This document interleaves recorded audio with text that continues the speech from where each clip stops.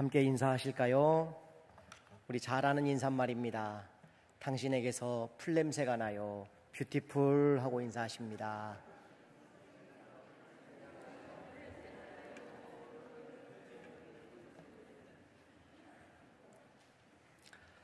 가슴에 손을 얹고 우리 함께 고백합니다. 하나님은 예배를 기뻐하심을 믿습니다. 하나님은 예배 가운데 임재하심을 믿습니다. 하나님은 예배 가운데 가장 확실하게 말씀하심을 믿습니다. 아멘. 세계 3대 거짓말이 있지요. 첫째로 장사꾼이 이거 남는 거 하나도 없습니다 하고 물건 파는 거짓말이 있습니다. 두 번째 거짓말, 할아버지 할머니들이 아이고 내가 빨리 죽어야 돼, 이게 두 번째 거짓말입니다. 세 번째 거짓말, 노총각 노처녀들이 빨리 시집장가 갈 생각이 나는 추워도 없다고 말하는 게 세 번째 거짓말이라고 합니다. 그런데 요즘은 시집장가 가는 게 선택사항이 되다 보니까 이 3대 거짓말에 노총각 노처녀의 이야기가 빠졌습니다. 거짓말이 아닌 걸로 판명이 됐답니다. 그 자리를 그러면 누가 밀고 들어가서 3대 거짓말을 차지했느냐? 역시 우리 목사들이 지지 않습니다. 목사님들이 순위 안에 들어갔습니다. 간단하게 설교 말씀을 전하려고 합니다. 이게 3대 거짓말 안에 들어갔다고 합니다. 대기 중인 분들도 계십니다. 스님들입니다. 우리는 절대 고기는 안 먹습니다. 근소한 차이로 대기 중입니다. 신부님도 대기 중입니다. 우리는 타 종교는 절대 욕하거나 비난하지 않습니다. 이것도 대기 중이라고 합니다. 오늘 저는 설교를 간단히 하려고 합니다. 최근에 제가 옛날 추억이 생각이 나 글을 하나 썼습니다. 새가족 우리 환영회 때 제가 이렇게 환영사로 이 글을 이야기를 했었는데요. 한번 들어보십시오. 제목이 뻥이요입니다. 뻥이요. 한참을 서성이는 아이들의 머리 너머로 다 낡은 낚시의자 걸터 앉은 튀밥장수 아저씨. 한참 튀밥 기계를 돌리더니 자리에서 일어선다. 아이들은 걱정이 되는지 한 걸음씩 물러서더니 귀를 막는다. 이 녀석들아, 무서워, 좀 더 떨어져. 하지만 아이들은 물러서는 신용만 할 뿐 금세라도 달려들 기세로 귀를 막고 있다. 뒷밥장수 아저씨 큰 소리로 외친다. 뻥이요! 장터에 울려 펴지는 아저씨의 소리가 우렁차다. 뻥이요 소리 조심하라는 아저씨의 배려가 가득 묻은 외침이다. 놀라지 말라는 것이다. 뿌연 안개 속으로 귀를 막고 서 있는 녀석들이 너나 할 것 없이 달려들어 욕심을 부리지만 겨우 고사리 손이다. 까만 튀밥 망태기까지 들어갈 기세지만 마지막 녀석 한 주먹 줄 때까지 이 녀석 놀랄세라 튀밥장수 아저씨 눈도 마주치지 않고 딴청이다. 튀밥 터진 뿌연 연기는 장터 골목골목 고소함 나눠준다. 뻥이요, 속이 빈 뻥이 아니다. 훈훈한 마음을 채워주는 뻥, 골목골목 고소함을 전해주는 뻥, 아이들의 고사리 손에 만족함을 가득 채워주는 뻥, 속이 빈 뻥이 아니었다. 그 안엔 온갖 따뜻함 가득한 뻥이었다. 뻥치지마, 뻥쟁이. 이젠 이런 말을 들을 때마다 소중한 추억을 안겨주신 튀밥장수 아저씨가 생각날 것 같다. 여러분, 어린 시절에 튀밥장수 아저씨에 대한 추억들이 있는 어르신들 계시지요. 여기 한 5학년 5반 이상은 대부분 다 튀밥장수 아저씨에 대한 아련한 추억들이 나름 다 있을 거라 생각이 듭니다. 쌀이며 강냉이 그리고 튜밥 기계를 데필 장작까지 그때는 가져다 주어야 우리가 튜밥을 튈 수가 있었던 때가 있었습니다. 작은 것이 부풀러져 뻥과자라고 부르는 뻥튀기. 우리는 너무 과장된 이야기를 하는 사람을 만나면 쉽게 뻥쟁이라고 부릅니다. 도무지 믿기지 않는 만큼 엄청난 전쟁의 이야기가 기록되어져 있습니다. 이스라엘 사람들이 이 전쟁의 이야기를 전해 들었을 때 아마 이구동성으로 똑같은 말을 했을 것입니다. 다윗이 골리앗을 이겼대라는 그 말에 뻥치지 마라고 다들 이야기했을 것만 같습니다. 바로 그 다윗과 골리앗의 이야기가 오늘 본문에 기록되어져 있습니다. 이스라엘 전쟁 이야기 가운데 가장 흥미진진한 이야기입니다. 본문을 통해 하나님께서 한 사람을 왕으로 세우시는 이유를 살펴보려고 합니다. 왜 다윗이 왕일 수밖에 없었는지에 대한 이유가 오늘 본문 가운데 등장한다는 것입니다. 먼저 골리앗을 우리가 알아야 합니다. 성경의 한 사람의 외모를 이렇게 자세하게 묘사할 수 있을까요? 4절부터 7절에 보면요, 오늘 본문은 아니지만 이렇게 나옵니다. 블레셋 사람들의 진영에서 싸움을 도두는 자가 왔는데 그의 이름은 골리앗이요 가드 사람이라. 그는 키가 6규빗 한 뼘이요 머리에는 노투구를 썼고 몸에는 비늘 갑옷을 입었으니 그 갑옷의 무게가 놋 5,000세겔이며 그의 다리에는 놋 각반을 쳤고 어깨 사이에 놋 단창을 메었으니 그 창자루는 배틀채 같고 창날은 1,600세겔이며 방패 든 자가 앞서 행하더라. 여러분, 한 사람을 이렇게 장황하게 묘사하는 성경의 이야기를 찾기가 흔치 않습니다. 골리앗을 이렇게까지 자세하게 설명을 하고 있습니다. 그의 위엄을 말하는 키를 보십시오. 6규빗 한 뼘이라고 나와 있습니다. 대략 3m입니다. 놀라지 않는 게 여러분 너무 놀랍습니다. 키가 3m입니다. 늦었습니다. 몸의 갑옷이 무려 50kg입니다. 몸의 갑옷만 무려 50kg입니다. 상상이 가지 않는 거인의 모습인 것이지요. 반면 다윗은 어떨까요? 다윗은 어리다고는 하지만 실제로 그런 어린아이가 아닙니다. 대략 이미 그의 나이는 17세 전후로 추측할 수 있는 나이입니다. 그리고 그의 키는 아예 언급되어 있지도 않습니다. 이때 다윗을 아이로 보는 경향 때문에 마치 초등학생쯤의 이미지로 우리가 상상을 하며 다윗과 골리앗의 싸움을 우리가 비교하는 경향이 있습니다. 그러나 그렇지 않습니다. 게다가 목동, 그는 양을 치는 목동이었습니다. 목동은요, 연약한 사람이 아니에요. 강인한 사람이어야 합니다. 사나운 짐승과 싸워야 하기 때문입니다. 조금 더 리얼하게 기록되어 있는 공동번역 34절 35절을 한번 읽어보겠습니다. 그러나 다윗은 굽히지 않았다. 소인은 아버지의 양을 쳐왔습니다. 사자나 곰이 나타나 양 새끼를 한 마리라도 물어가면 소인은 한사코 뒤쫓아가서 그놈을 쳐 그 아가리에서 양 새끼를 빼내곤 했습니다. 그놈이 돌아서서 덤벼들면 턱 수염을 휘어잡고 때려 죽였습니다. 여러분, 얼마나 멋있는 표현입니까? 골리앗에게 나가려고 할 때 다윗이 사울에게 한 말이었습니다. 여러분, 여기서도 여러분 믿거나 말거나 뻥 같은 소리를 늘어놓습니다. 누가요? 다윗이 그렇습니다. 그러나 속이 꽉 찬 뻥이라는 걸 여러분 아셔야 합니다.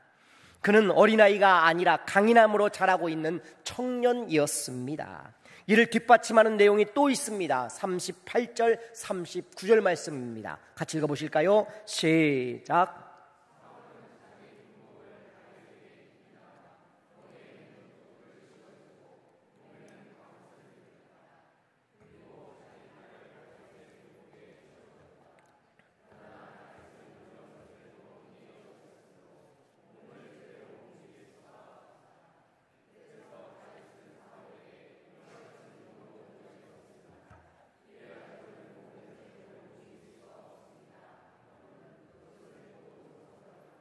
아멘. 여러분, 어른의 옷을 아이가 입어서 안 맞아서 벗은 게 아니었단 말이에요.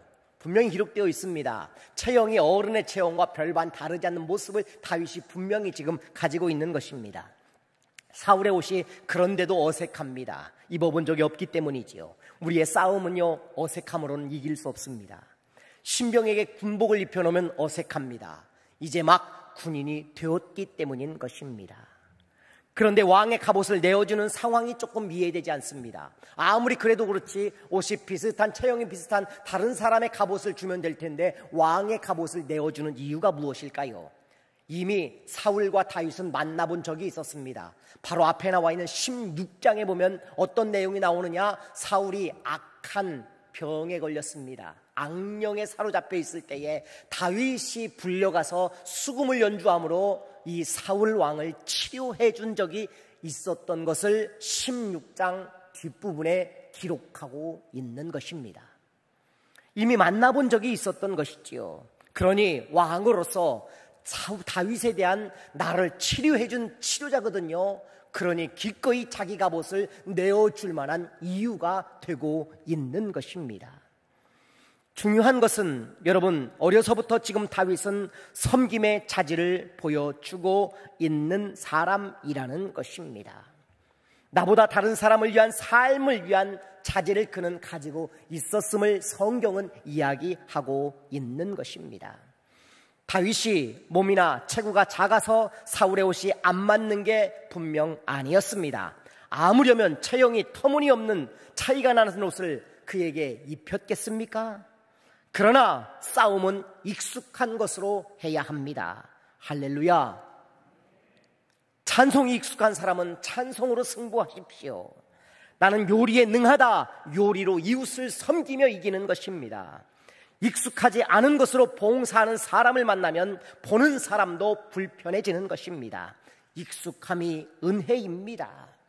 오늘 본문 속에서 그렇다면 찾아볼 수 있는 왕의 기질들은 어떤 것이 있을까요? 첫째, 용기 있는 왕입니다. 41절 말씀 같이 읽습니다. 시작.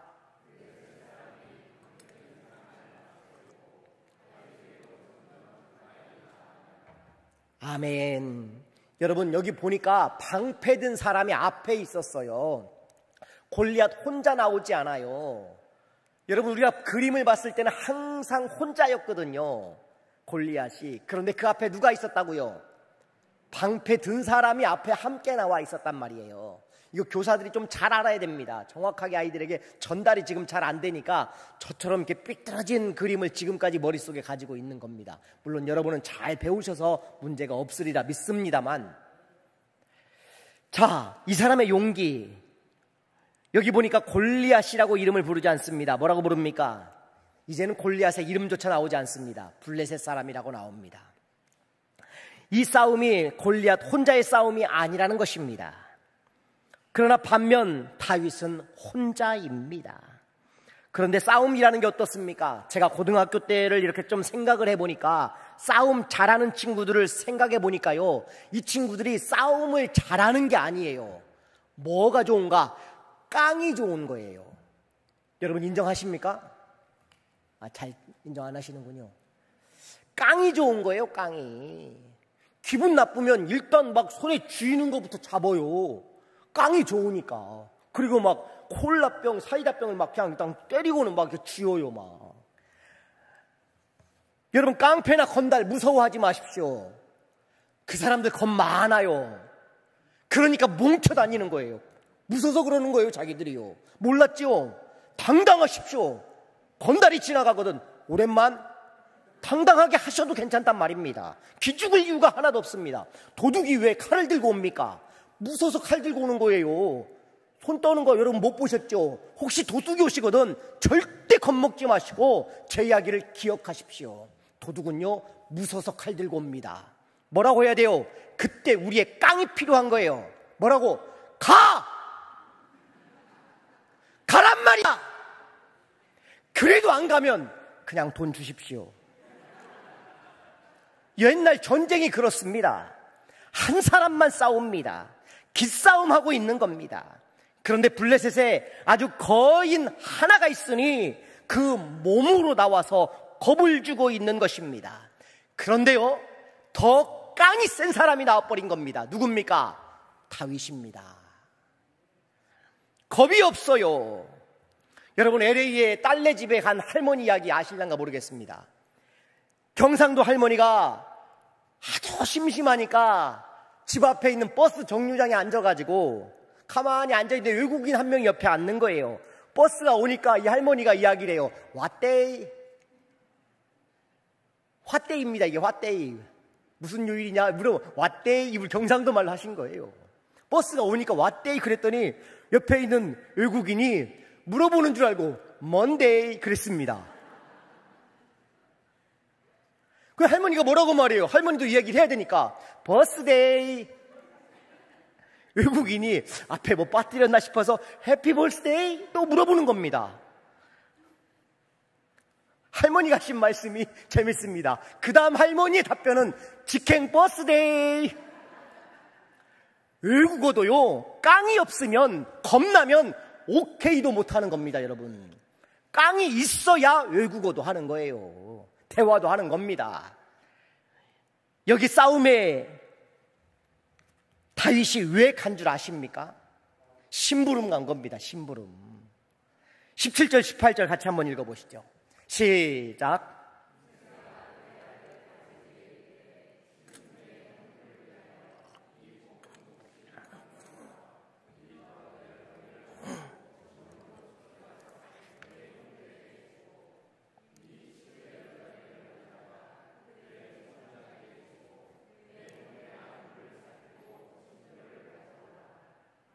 아멘. 여러분 보십시오. 다윗에요, 형제가 8명이 있었어요. 셋은 전쟁에 나갔습니다. 그런데 넷째, 다섯째, 여섯째, 일곱째가 지금 안 보여요. 다윗을 불러요. 막둥이를 불러요. 아버지가. 아무렴은 막둥이를 부를까 싶지 않습니까? 그것도 전쟁터로 보내는데 넷째나 다섯째쯤 보내야 맞는 거예요. 그런데 이 형제들이 다 어디 간 겁니까? 안 보입니다. 다윗은요, 형제가 다윗을 포함해서 전부 8명의 형제를 가지고 있습니다. 이세의 아들들은 다윗을 제외하고는 하나같이 싸가지가 없어요. 싸가지라는 말 나쁜 말은 아닙니다. 싹이라는 말과 아지라는 말, 싹아지, 강아지, 송아지, 어리다는 의미의 아지, 그죠? 싹이라는 말 쓴 우리말입니다.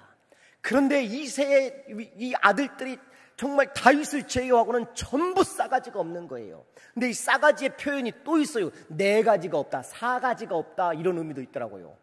어느 게 진짜인지는 모르겠습니다. 4가지가 뭐냐면 뭐 동대문, 서대문, 북문, 남대문, 이 4가지에 있는 뭐 홍인지문 가운데 있는 인자 빼고 또 이 4가지의 문에서 이름 4개를 딴 게 뭐냐면 인의의 지입니다. 이 4가지가 없는 사람을 가리켜서 싸가지다. 이 싸가지가 굉장히 의미 있는 말이더라고요. 이 공부해볼 말, 이것도 굉장히 또 더 찾아보면 재미있는 이야기가 될 것 같더라고요. 그런데 어쨌건 싸가지가 없는 7형들을 보십시오. 그런데 그 중에 다윗이라는 아들이 있었다는 겁니다. 얼마나 위대한 아들을 그 안에 가지고 있었던 것이죠. 여러분, 그래서 애기는 많이 낳고 봐야 돼요. 하나 걸리면 되거든요. 하나 걸린 거예요, 그 집에 진짜. 그것도 마지막에 하나가 딱 걸린 겁니다. 그런데 보십시오. 볶은곡식 한 에바, 우리나라 옛날 사각 대박 아시죠? 대박 12대예요. 대박 12대를 부은 겁니다. 그것도 무려 24km를 걸어가는데 빵이 10덩어리, 치즈가 10덩어리, 이거 애는 못 들고 가요, 아예요. 그런데 그 일을 무려 24km를 걸어가며 이 일을 한단 말입니다. 계산해보니까 여기서 한 100구까지의 거리 돼요. 걸어서 가는 겁니다. 걸어서. 쉽지 않지요. 다른 형들은 뭐 하고 있는 거예요? 집에서 전부 컴퓨터 앞에 게임만 하고 있는 거예요. 아버지가 봐도 너무 한심스러워요. 딱 하나 건졌습니다. 누구요? 다윗 건졌어요. 심부름 간 겁니다. 그에게는 이런 순종이 있었던 것입니다. 28절 보십시오. 그런데 들고 갔더니 형이 하는 말입니다. 큰형이 하는 말. 28절 같이 한번 읽어보시죠. 시작.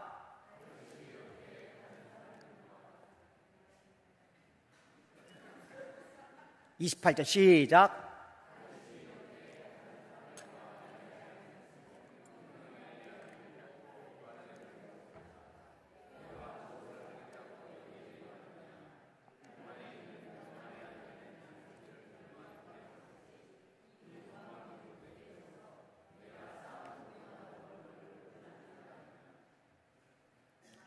여러분 보십시오. 이것도 지금 공동번역이거든요. 일부러 지금 공동번역이 훨씬 더 리얼하게 기록되어 있어요. 대화 형식으로 잘 돼 있어서 저는 이 본문 보면서 제가 성경을 보다가 욕할 뻔했습니다. 너무 화가 나는 거예요. 지금 보리 12대 그리고 또 거기에 뭐가 좋은 거예요? 그냥 치즈 10덩어리에 떡 10덩어리를 가지고 온 동생한테 네가 왜 왔냐는 거예요. 싸움 구경하러 왔냐는 거예요. 건방진 녀석, 빨리 돌아가라는 거예요. 네 속셈을 다 안다는 겁니다. 야, 제가 이 본문 너무너무 화나지 않습니까? 어떻게 동생에게 이렇게 말할 수 있어요? 제가 담배 피는 사람 같았으면 박별이 담배 한 대 피고 와서 설교 준비했을 것 같아요. 담배를 안 하는 사람이었기에 망정이지 굉장히 화가 나는 거예요, 제가. 그러나 다윗은요, 순종하는 사람이었어요. 순종은 나보다 남을 생각하는 마음에서 나올 수 있는 하나님이 주시는 거룩한 성품이 순종입니다. 그 마음을 가졌기 때문에 하나님의 왕으로서의 자질을 가지고 있는 바로 그 왕이었던 것입니다. 다윗은요, 가정에서는요, 적어도 찬밥이었습니다. 아버지도요, 다윗을 인정하지 않았어요. 너무 안타까워요. 16장 11절을 한번 보면요, 이런 본문 나옵니다. 같이 읽어봅니다. 시작.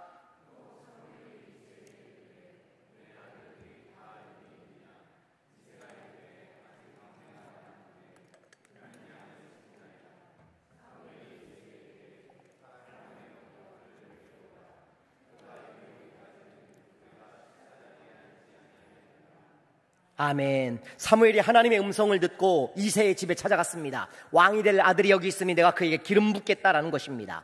7 아들을 보여주었는데 다윗은 보여줄 생각조차 하지 않았던 것입니다. 그래서 사무엘이 이야기해요. 또 없느냐 물어본 겁니다. 양을 치고 있는 녀석 하나가 더 있습니다. 그럼 그 아이를 데려오라. 그 아이까지 보겠다. 그리고 내가 먹겠다라고 말하는 겁니다. 그 아버지의 태도를 보십시오. 다윗은 안중에도 없었던 아들이라는 것입니다. 형들이 외면하죠. 아버지가 외면하죠. 그럼에도 불구하고 다윗은요, 하나님 앞에 쓰임 받을 만한 자질로 훈련받고 있는 왕이었던 것입니다. 하나님은 집에서 그를 훈련시키지 않았던 것 같습니다. 광야에서 양들과 함께 그 양을 치면서 하나님이 왕으로서의 자질을 훈련시키고 있었던 것입니다. 그럼에도 순종하는 사람 다윗이었습니다. 잠언 30장 17절에 보니까 다윗을 기억하게 하는 본문이 있습니다. 아비를 조롱하며 어미 순종하기를 싫어하는 자의 눈은 골짜기에 까마귀에게 쪼이고 독수리 새끼에게 먹히리라. 다윗은요, 그 아비나 어미 형들에게 순종하는 근사한 사람이었던 것입니다. 여러분, 다윗이 아름다운 것은요, 이 용맹함의 훈련을 광야에서 양을 치며 배우고 익히고 있기 때문에 하나님을 의지하는 믿음을 가질 수 있었던 것입니다. 그의 외로움에 하나님이 함께 하셨던 것이지요. 어린 시절의 다윗을 보면요, 눈물 나는 사람이라는 생각이 들어요. 아무도 알아주지 않는 그 가정에서 기꺼이 하나님과 동행하는 삶을 살아낸 용기 있는 왕이었던 것입니다. 두 번째, 믿음을 확신하는 왕입니다. 여러분, 신학교 시험 문제에 종종 이런 문제가 나옵니다. 최초로 돌에 맞아 순교한 사람은 누구인가? 누굽니까? 예, 그렇게 써야 되는데 스데반이라고 해야 되는데 종종 신학생들이 골리앗이라고 쓰는 사람들이 있다는 겁니다. 골리앗은 순교가 아니거든요. 여러분, 오해하시면 안 됩니다. 다윗은 자기에게 익숙한 물맷돌을 가지고 나갑니다. 자, 물맷돌이 뭡니까? 그림 한번 보시겠습니다. 예, 옛날에요, 전쟁을 치를 때에는요, 저런 분들을 뭐라고 불렀느냐? 투척병이라고 실제로 전쟁 중에 돌을 던지는 사람들이 있었습니다. 투척병입니다. 저 사람들이 전문적으로 저 일을 하는 겁니다. 그런데 보통은 돌을 잔뜩 가지고 간다고 합니다. 그 돌로 자기들이 살아남는 거니까. 그 다음 그림을 보면요, 우리나라에서도 물맷돌을 옛날에 돌렸어요. 신기하게 석전이라고 불렀던 것입니다. 저기 써있는 글귀를 한번 읽어보시겠습니다. 시작.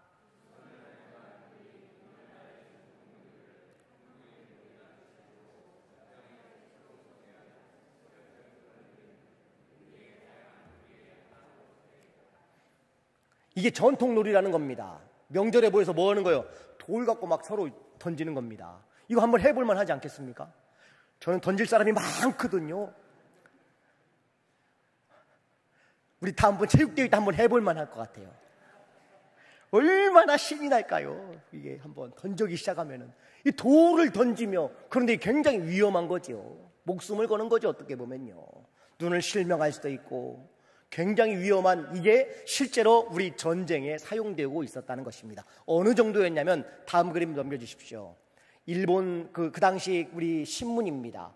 일본 경찰이 저것을 던지는 게 굉장히 사람들이 이게 잘못하면 일본에게도 넘어올 수 있기 때문에 안 되겠다 해서 저것을 금지하는 법을 일본 순사들이 만들었다는 내용의 글입니다. 일제강점기 때 일본이 석전놀이를 두려워해 금지령을 내린 신문의 내용이 실제로 저렇게 있었더라라는 것입니다. 어쨌건 다윗은요, 이 물맷돌 하나를 가지고 나가는 용기 있는 사람입니다. 그런데요, 용기만 가지고 안 됩니다. 뭐가 있어야 할까요? 확신이 필요합니다. 용기 플러스 확신이 승리를 가져온단 말입니다. 용기 있는 다윗으로 우리는 이해하지만 이 용기야말로 철저한 확신의 기임함이 있습니다. 어떤 확신입니까? 하나님이 함께 하신다는 확신입니다. 확신 없는 용기는 무모함입니다. 확신 없는 용기는 에너지만 소모할 뿐입니다. 골리앗은요, 용기가 없었을까요? 골리앗도 용기가 있었어요. 그러면 골리앗은 확신이 없었을까요? 있었어요. 왜 없겠습니까? 골리앗의 확신은요, 그의 체구를 확신하고 있었고요, 그가 가지고 있는 칼을 의지하고 있었던 것입니다. 거기에 또 한 사람 있죠. 41절 다시 한번 보면 이렇습니다. 블레셋 사람이 방패 든 사람을 앞세우고, 여러분, 이게 하나님의 은혜예요. 방패 든 사람을 앞세웠으니 골리앗을 누구를 의지하는 거예요? 한눈 팔다 죽은 겁니다. 골리앗은요. 이해되세요? 막아줄 줄 알았는데 막 돌리는데 언제 쏠 줄 모르는데 뒤에서 골리앗도 이야기하고 다윗도 이야기하고 막 돌리다가 어느 순간에 방패 막는 사람이 막지를 못한 거예요. 자기 키가 3m인데 보통 키, 대한민국 표준 키 178짜리가 들었다고 생각해 보십시오. 그 막기가 힘이 만만치 않은 겁니다. 그러니 그 어색함이 결국 그에게 죽음으로 몰고 갔던 것입니다. 성도 여러분, 우리도 확신이 필요합니다. 용기에 확신이 더해져야 하는 것입니다. 새로운 사업을 시작한다고 가정해 보십시오. 무엇이 중요합니까? 우선 용기입니다. 그런데 더 중요한 확신부터 하십시오. 하나님이 도와주시리라는 확신입니다. 확신 없는 용기를 내세우지 마십시오. 다윗처럼 하나님에 대한 절실함과 간절함이 아니면 나서지 말아야 하는 것입니다.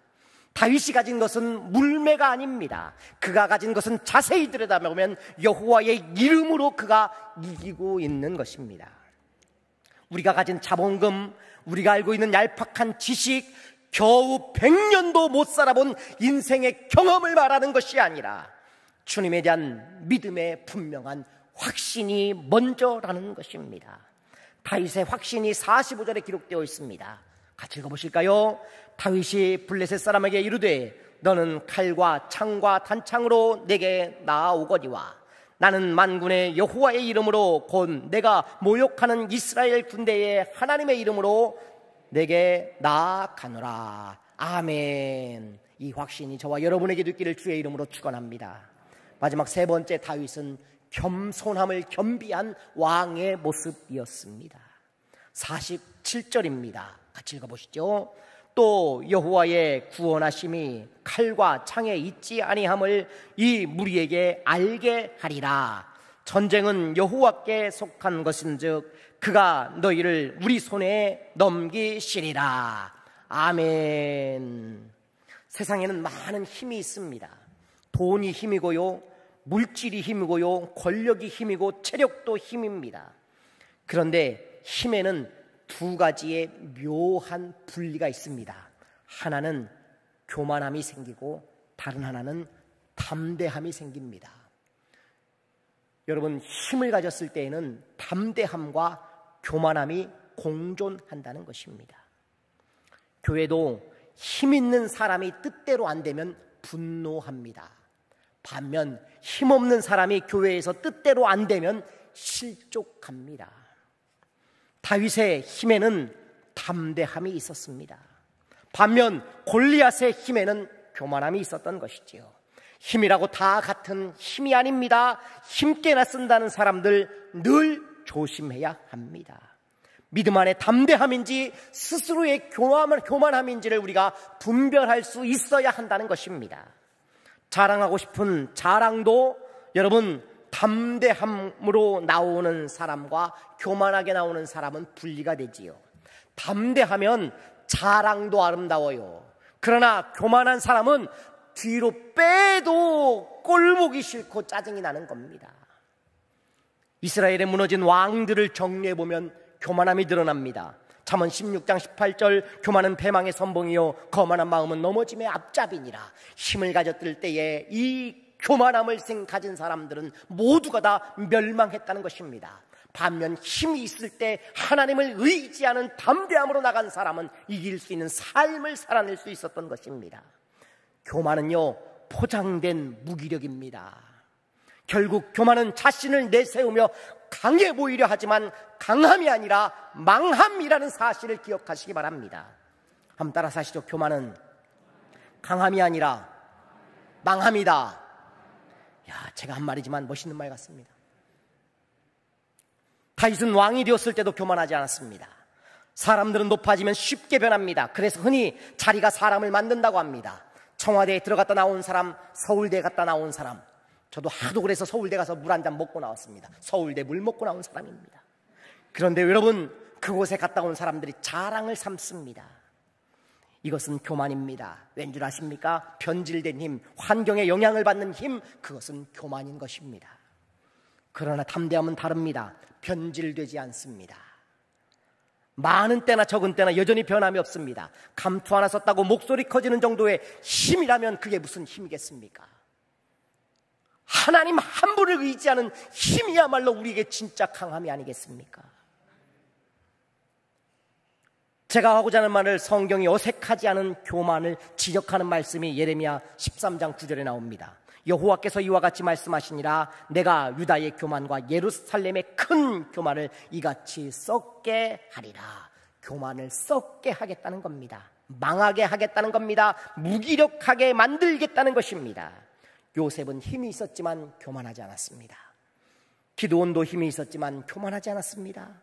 다윗도 왕이 되어 힘이 있었지만 교만하지 않았습니다. 반면 사울은 힘이 있었지만 교만했던 것입니다. 다윗의 힘을 보십시오. 그가 이렇게 고백합니다. 47절 또 한번 보면요, 또 여호와의 구원하심이 칼과 창에 있지 아니함을 이 무리에게 알게 하리라. 그렇습니다. 진정한 힘은 하나님께 있다고 그가 겸손히 말하고 있는 것입니다. 말씀을 정리합니다. 우리는 이 본문을 대할 때 용감한 다윗의 이야기로 읽습니다. 작은 어떤 어린아이가 어른 하나를 돌로 쳐 죽인 이야기쯤으로 이해합니다. 그러나요, 17장의 이야기를 전체를 읽어보십시오. 하나님이 한 사람을 어떤 왕으로 준비하고 있는지를 우리에게 보여주고 있는 것이고, 그 왕이 어떤 모습인지를 우리에게 알려주고자 함이 오늘 본문 가운데 왕될 자질을 말하고 있는 것입니다. 그는 자만하지 않았습니다. 그는 섬김의 사람이었습니다. 그는 순종의 사람이었습니다. 그는 용기도 있었고 희생도 각오한 사람입니다. 그리고 그는 확신하는 사람입니다. 그는 왕이 되어도 변치 않는 사람입니다. 그리고 이 모든 성품은 우리 주 예수 그리스도의 모습을 닮아 있는 왕이었던 것입니다. I am the king. 다윗이 바로 그런 왕입니다. 기도하겠습니다.